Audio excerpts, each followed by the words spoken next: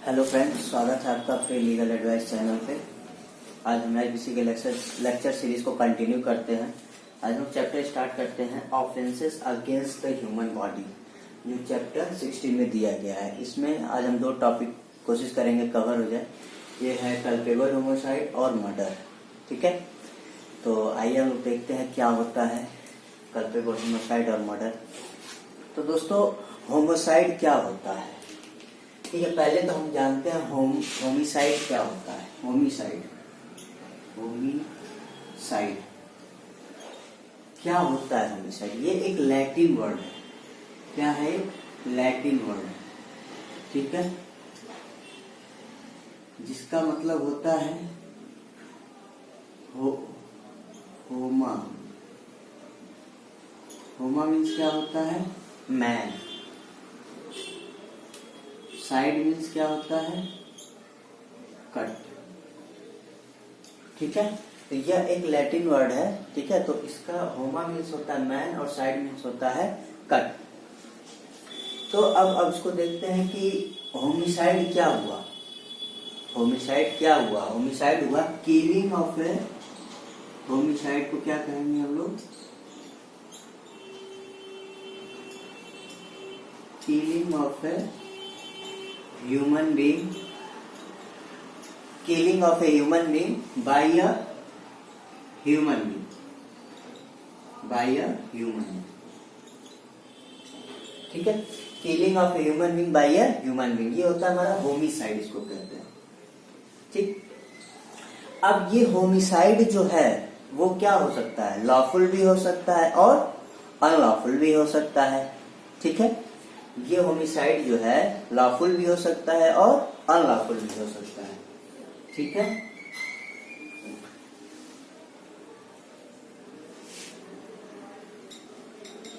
Lawful और unlawful. ठीक है, ये लॉफुल भी हो सकता है और अनलॉफुल भी हो सकता है। तो यहां देखते हैं कि लॉफुल क्या होता है। लॉफुल होमिसाइड क्या होता है? क्योंकि डेथ तो इसमें भी हो रही है और डेथ इसमें भी हो रही है, दोनों में हो रही है। तो किसको हम लॉफुल कहेंगे और किसको अनलॉफुल कहेंगे? ठीक है, तो आइए हम इस पे डिस्कस करते हैं।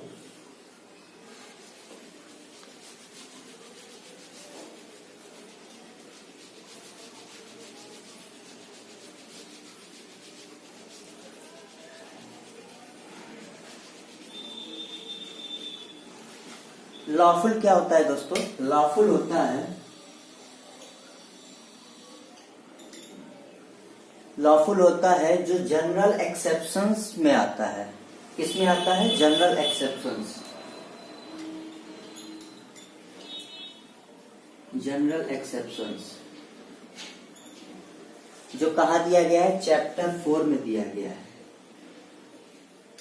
चैप्टर 4 में दिया गया है। ठीक है, कहां से कहां तक दिया गया? सेक्शन 76 to 106 में दिया गया। ठीक है, तो यहां इसमें अगर किसी की डेथ होती है, इसमें कोई पर्सन डेथ कॉज करता है, तो वो क्या होता है? Lawful homicide. ये होता है लॉफुल होमिसाइड। ठीक, ठीक है दोस्तों, चलिए अब देखिए अनलॉफुल क्या होता है। अनलॉफुल क्या होता है? ये तो लॉफुल हो गया कि जनरल एक्सेप्शन में फॉल करता है। मतलब क्या हो गया कि कोई व्यक्ति प्राइवेट डिफेंस में किसी की डेथ करता हो, तो वो क्या है? लॉफुल ही तो है। जज किसी को फांसी की सजा सुनाता है, वो क्या है? लॉफुल ही तो है। ठीक है, और एग्जांपल देख लीजिए, कोई अनसाउंड व्यक्ति है, किसी को मार देता है क्योंकि उसको नहीं पता कि उसके कारण क्या होंगे, कॉजेस क्या होंगे, वो अनसाउंड माइंड का है, तो वो क्या होता है? वो भी लॉफुल हो गया, वो भी जनरल एक्सेप्शंस में आ गया। तो जो जनरल एक्सेप्शंस के अंतर्गत आते हैं वो क्या होते हैं? लॉफुल होमिसाइड होते हैं। ठीक है, कोई पुलिस ऑफिसर, ठीक है, अपने ऑफिशियल ड्यूटी में, ठीक है, किसी को गिरफ्तार करने के लिए, अरेस्ट करने के लिए जाता है और किसी को गोली लग जाती है, तो वो क्या होता है, तो वो पुलिस ऑफिसर की किसके अंतर्गत आएगा, जनरल एक्सेप्शन के अंतर्गत आएगा, और वो क्या हो जाएगा, लॉफुल होमिसाइड हो जाएगा। ठीक है, वो लॉफुल होमिसाइड हो जाएगा। चलिए अब जैसे इसमें एक और एग्जांपल देख लीजिए। मान लीजिए डॉक्टर किसी की सर्जरी करके निकलता है, लेकिन सर्जरी करता है उस व्यक्ति की डेथ हो जाती है, उसके पेरेंट्स को आके बता देता है कि भाई आई एम सॉरी, डॉक्टर नहीं बोलते आई एम सॉरी मैं नहीं बचा सका, तो सामने जो जिसको बता रहा है उसका हार्ट अटैक से डेथ हो जाती है। तो ये क्या है, ये लॉफुल होमिसाइड है।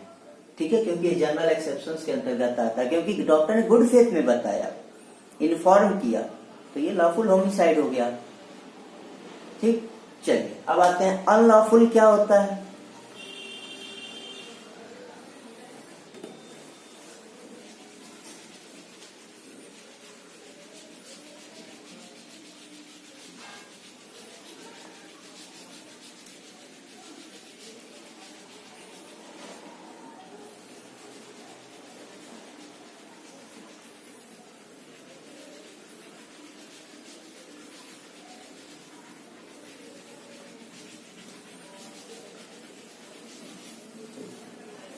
अब देखते हैं अनलॉफुल क्या होता है।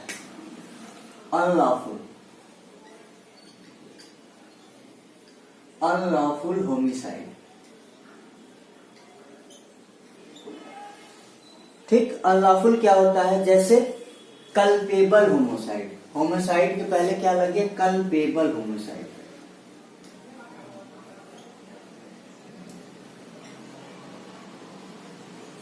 सेक्शन 299।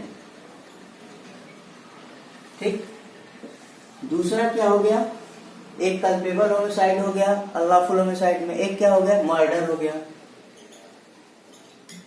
मर्डर हो गया सेक्शन 300 में, इसमें किसी की डेथ काज होती है तो वो क्या हो जाएगा, अनलॉफुल हो जाएगा। ठीक, चलिए आगे देखते हैं रैश एंड नेग्लिजेंट एक्ट। ठीक है, रैश एंड नेग्लिजेंट एक्ट की वजह से होता है।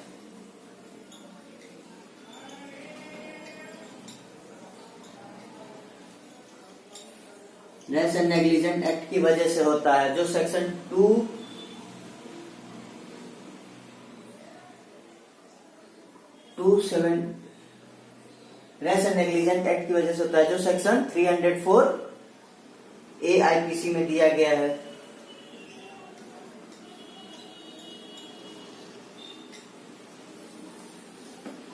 Negligent act. ठीक है, तो ये सारे एग्जाम्पल क्या है, ये अनलॉफुल होमिसाइड के एग्जाम्पल है। ठीक है, तो अब समझ में आया आपको कि होमिसाइड जो होता है वो होता है killing of a human being by a human being, और इसमें लॉफुल भी होता है और अनलॉफुल भी होता है। लॉफुल होता है जो जनरल एक्सेप्शन में बिलोंग करता है, अनलॉफुल होता है जो जैसे कि कल्पेबल होमिसाइड हो गया, मर्डर हो गया, नेग्लिजेंट एक्ट द्वारा किसी की डेथ होती है 304A। ठीक है, डाउरी डेथ हो गई 304B, जो प्रीवियस क्लास में पढ़ा चुका, तो वो सब क्या है, अनलॉफुल होमिसाइड। ठीक है, चलिए अब नेक्स्ट हम देखते हैं। तो इसको समझिएगा, ये दोनों अगर आप समझ गए तो आईपीसी का मेजर सेक्शन समझ गए। ठीक है, चलिए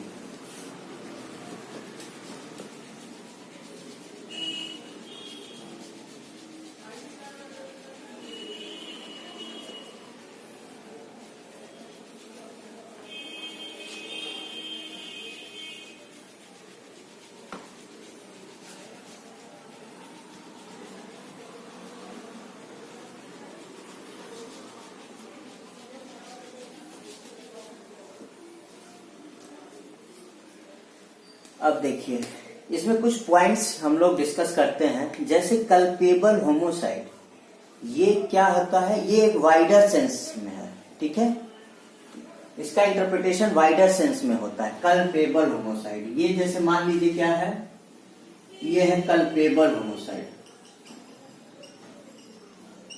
कल्पेबल होमिसाइड। और ये क्या है, ये है आपका जीनस,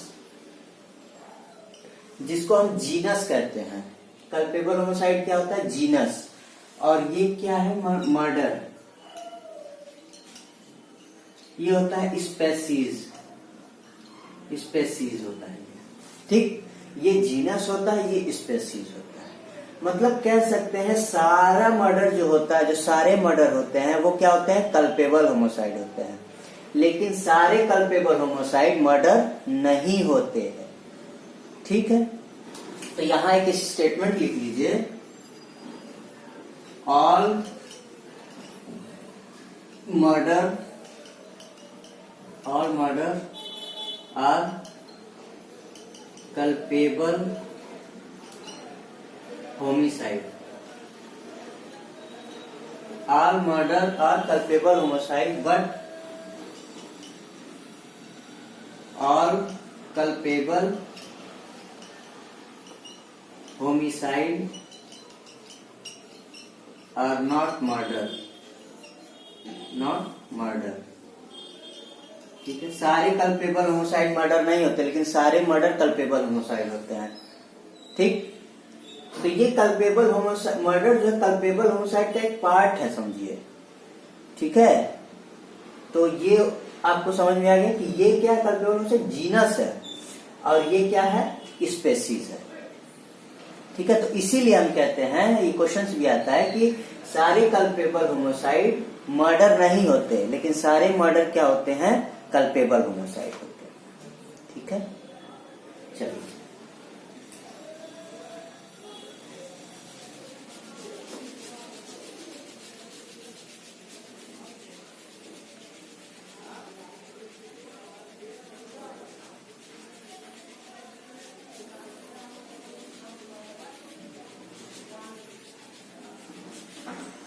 हाँ, अब इन दोनों सेक्शन में फॉल करने के लिए क्या होना चाहिए, तो इसमें डेथ कॉज होना जरूरी है, ठीक है। अगर किसी व्यक्ति की डेथ हुई है तभी ये दोनों सेक्शन क्या होंगे, उस पे लागू होंगे। देखा जाएगा कि कल्पेबल होमोसाइड है कि मर्डर है। लेकिन अगर डेथ ही नहीं हुई है तो ये दोनों सेक्शन फॉल नहीं करेंगे, ठीक। तो पहला है कि दोनों सेक्शन के अप्लाई होने के लिए डेथ होनी जरूरी है, डेथ होना चाहिए, ठीक। दूसरा क्या है, दूसरा है इंटेंशन और नॉलेज भी होना जरूरी है। इंटेंशन और नॉलेज के साथ किया गया हो। किसी व्यक्ति की डेथ कैसे की गई हो, इंटेंशन और नॉलेज के साथ की गई हो। अगर इंटेंशन और नॉलेज नहीं था, एक्सीडेंटली था, तो फिर तो वो न कल्पेबल होमोसाइड होगा न मर्डर होगा, ठीक है। ये हो गया आपका। तीसरी चीज क्या है, तीसरी चीज ये है कि अब दोनों में डिफरेंस कैसे करेंगे कि कौन सा कल्पेबल होमोसाइड है, कौन सा मर्डर है। तो एक पॉइंट याद रखिएगा कि जो probability of cause of death है वो मर्डर में हायर है, ठीक है। तो the probability of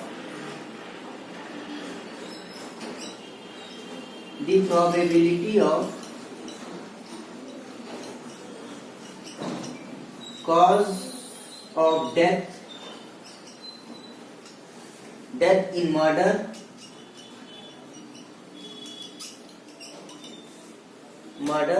is higher, ठीक है, देन culpable homicide।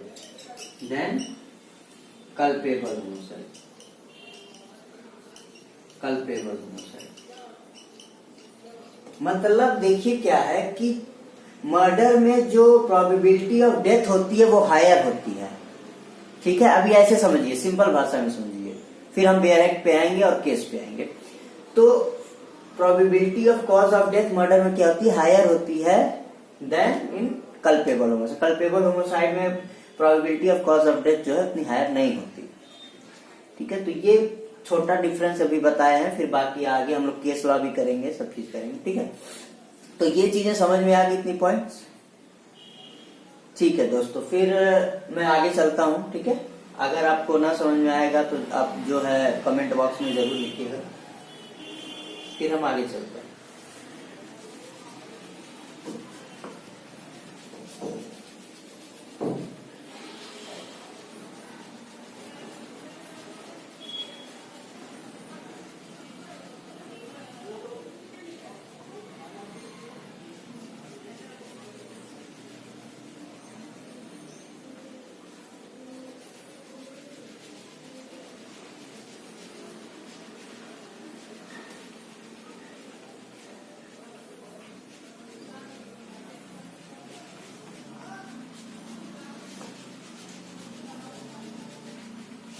ठीक है, चलिए दोस्तों आगे देखते हैं क्या है।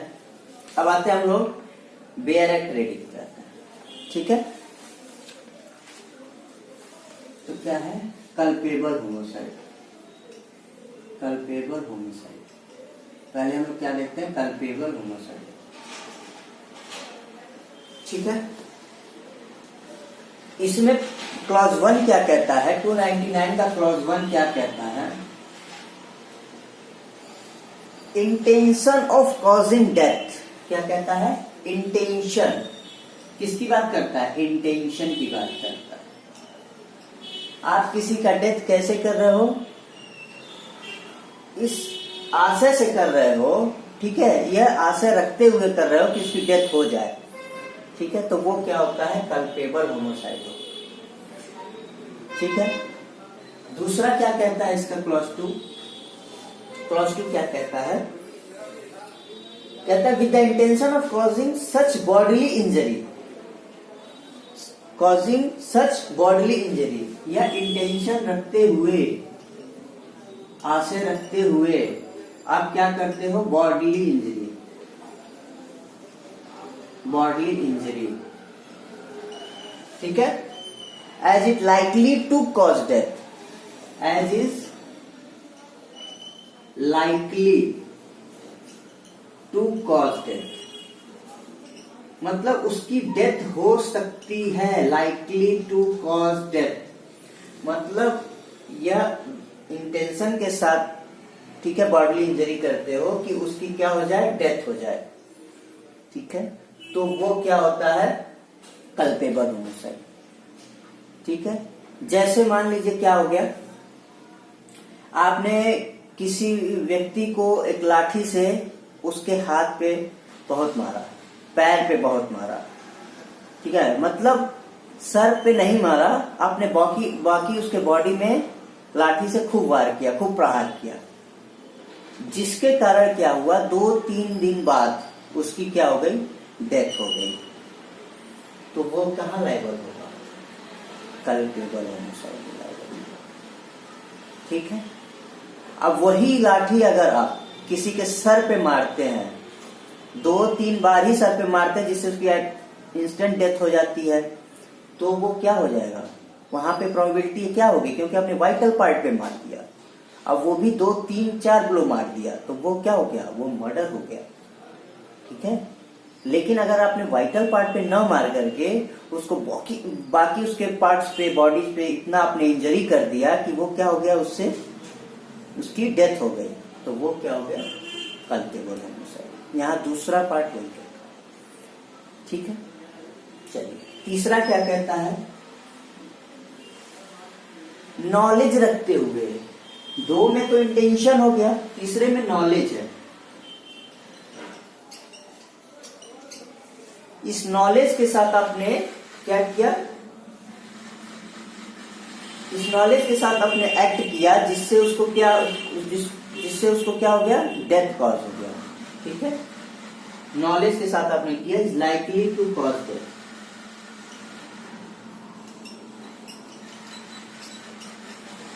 लाइकली टू कॉज डेथ, मतलब आपको नॉलेज था, आपको नॉलेज था कि उसकी डेथ हो सकती है हमारे एक्ट से, तो वो क्या हो जाएगा, कल्पेबल।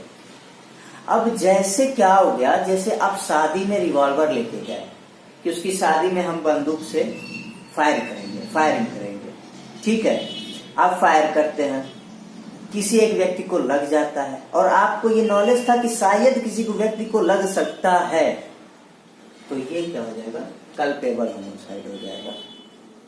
ठीक है, तो ये चीजें समझ में आ रही हैं। अभी आगे हम और इलिस्ट्रेशन करेंगे और केस भी करेंगे, तो अभी आप सिंपल लैंग्वेज में समझिए, ठीक है। चलिए अब जैसे हम एक और एग्जांपल लेते हैं। अब ये चीजें आप ध्यान में रखिएगा, ठीक है, फिर आगे हम एग्जांपल करते हैं।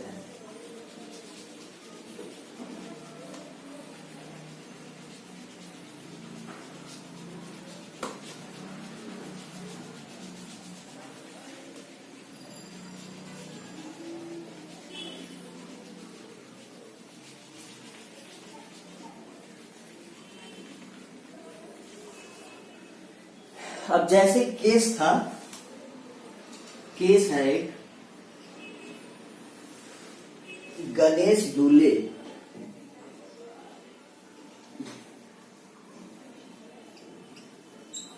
गणेश दूल्हे वर्सेस एम्परर, ठीक। इसमें एक स्नेक चार्मर था। कौन था? स्नेक चार्मर, ठीक है। जो सांप दिखाने वाले करतब नहीं होते हैं कि मेले में जाओ तो देखो सांप दिखाने वाले करतब जो होते हैं वो दिखाते हैं, बीन बजाते हैं, सांप नाचता है, ठीक है, पब्लिक देखती है। तो कुछ ऐसा ही इसमें हुआ कि स्नेक चार्मर जो है पब्लिक में जाकर के वो प्रदर्शित कर रहा था, सांप को दिखा रहा था, लोगों के गले में डाल रहा था, या ऐसे ही शोबाजी कर रहा था। और स्नेक चार्मर को ये पता था कि जिस सांप को मैं उपयोग कर रहा हूँ, जिस सांप का मैं उपयोग कर रहा हूँ वैसे प्रदर्शनी में, वो जहरीला है, उसका जहर मैंने नहीं निकाला, और वो किसी व्यक्ति को काट लेता है, ठीक है, तो वो क्या हो जाएगा? लायबल। वो हो जाएगा कल्पेबल होमोसाइड के लिए लायबल, क्योंकि उसको नॉलेज थी कि इस सांप का जहर मैंने नहीं निकाला है, जिससे अगर किसी व्यक्ति को काट लिया तो उसकी डेथ हो सकती है, ठीक है। तो ये क्या होगा? थर्ड क्लास जो मैं बताया था नॉलेज के साथ उसने किया, तो उसको नॉलेज थी, तो वो ये कल्पेबल होमोसाइड के लिए लायबल होगा, ठीक है दोस्तों। चलिए और एग्जांपल देखते हैं।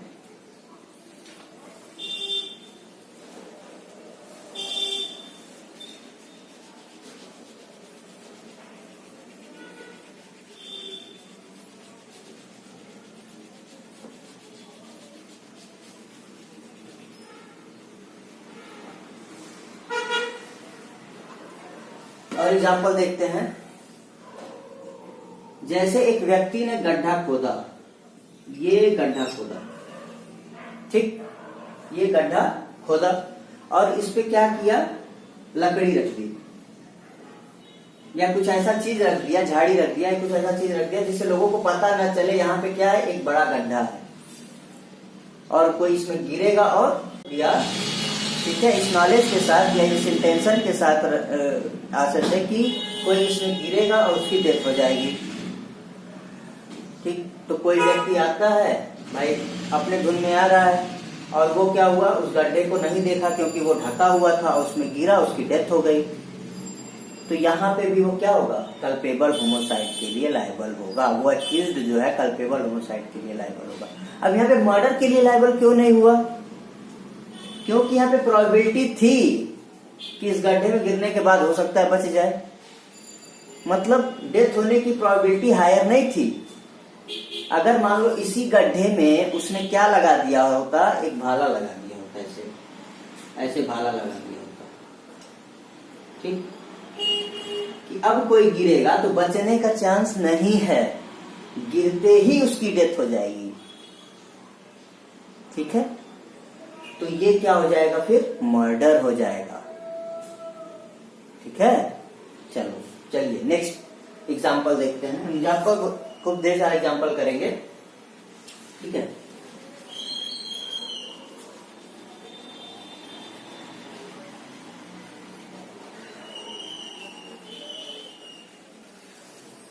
चलिए नेक्स्ट एग्जांपल देखते हैं। ये एक व्यक्ति है, ठीक, ये एक झाड़ी है, पेड़ है, मान लीजिए पेड़ है, इसके पीछे एक व्यक्ति बैठा है या खड़ा है, ठीक है। अब इस व्यक्ति को नहीं पता कि इस पेड़ के पीछे कोई है, कोई व्यक्ति खड़ा है, ठीक है, और ये मान लीजिए ए है, ये बी है, ये एक व्यक्ति और है सी है, ठीक है, ये एक व्यक्ति और है सी है। अब ये व्यक्ति इस व्यक्ति से कहता है कि इस झाड़ी के पीछे गोली कर चलाओ, फायरिंग करो, और सी को पता है कि इसके पीछे, इस पेड़ के पीछे कोई व्यक्ति खड़ा है, सी को पता है, ए को नहीं पता है। तो ए क्या कहता है, गोली चला देता है, क्योंकि सी ने उससे कहा ए से कि गोली चलाओ, ठीक है, तो ये गोली चला देता है। तो यहाँ ये ए तो लायबल नहीं होगा, किसी चीज के लिए लायबल नहीं, क्योंकि इसको नहीं पता था, ना तो उसकी इंटेंशन थी, ना तो नॉलेज था इसको कि यहाँ पे कोई पेड़ के पीछे खड़ा है। लेकिन सी जो है इसको पता था, तो ये क्या होगा, कल्पेबल होमोसाइड के लिए लायबल होगा। ठीक, ये क्या होगा, कल्पेबल होमोसाइड के लिए लायबल होगा। एग्जाम्पल समझिएगा, ठीक है। चलिए नेक्स्ट देखिए क्या है, नेक्स्ट एग्जाम्पल देखिए।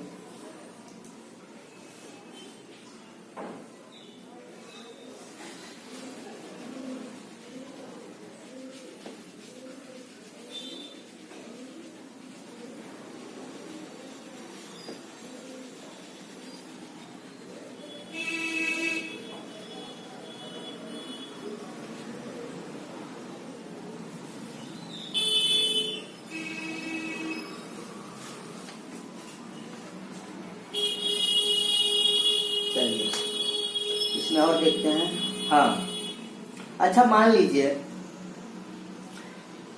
आपकी शादी होने जा रही है, और एट द स्पॉट जब फेरे लगने वाले थे आपने शादी के लिए मना कर दिया कि नहीं नहीं नहीं हम शादी नहीं करेंगे, और उसके कारण किसी लड़की ने जिससे आपकी शादी हो रही थी वो सुसाइड कमिट कर ली, डेथ कमिट कर ली, तो ये क्या है, कल्पेबल होमोसाइड होगा कि मर्डर होगा?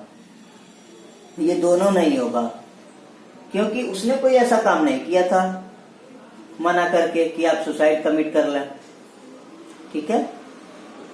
तो यहाँ पे क्या है, कोई कनेक्शन ही नहीं है, ठीक है, एक्ट और डेथ का कोई कनेक्शन ही नहीं है, तो ये क्या होगा, ये ना तो कल्पेबल होमोसाइड होगा ना तो मर्डर होगा। ठीक, चलिए इसका एक्सप्लेनेशन देखिए, 3 एक्सप्लेनेशन दिए गए हैं, 3 एक्सप्लेनेशन दिए गए हैं।